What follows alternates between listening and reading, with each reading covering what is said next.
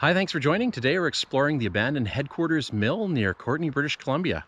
Let's go check it out. Just after the turn of the century, in the early 1900s, British Columbia experienced a timber rush when the government began granting timber licenses to syndicates and individuals. Around that time, the largest logging company in the British Empire was the Canadian Western Lumber Company. Its subsidiary, the Comox Logging and Railway Company, began harvesting logs on Vancouver Island and sending them to Fraser Mills near Coquitlam on the mainland. A network of railway tracks began to spring up to help with movement of the lumber, and a permanent hub was established on the banks of the Tuolumne River near Courtenay, British Columbia.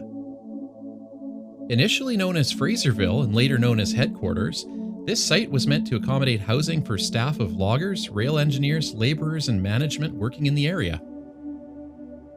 And it served as the main base of logging in Comox between 1911 and the late 1950s. At one time, surrounding this abandoned mill, you would have seen a small community that included a store, post office, blacksmith, hotel, dance hall, and about 20 company homes. The headquarters sawmill was built around 1912 by General Alexander Duncan McCrae, one of the principals of the Canadian Western Logging Company. This large new sawmill sat just outside town, with concrete walls towering into the air and windows to let natural light in. The roof of the mill would have been a solid wood roof supported by huge beams. However, like many of the other logging operations, work at headquarters was shut down at the outbreak of the war, and the mill actually never ended up cutting a single board.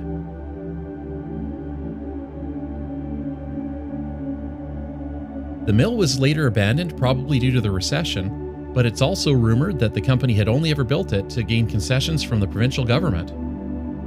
Around that time, parts of the mill were removed and later used to build a mill in Courtenay.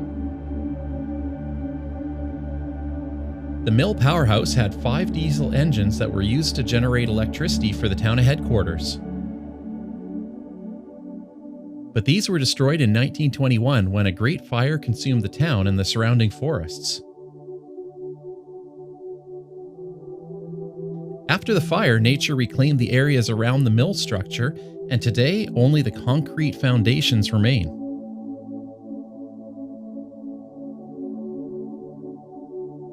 Despite this, the town of headquarters ended up surviving until the late 1950s, but at that time any of the remaining buildings, including the school and the company houses, were sold for $1 apiece, but required an agreement that they would be moved off of the company property.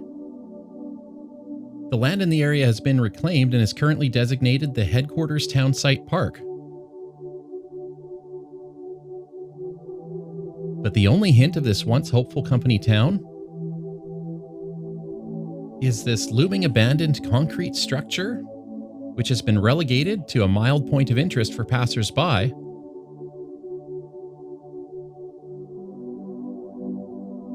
But unfortunately, it seems like its main purpose is now to be a larger-than-life canvas for graffiti artists.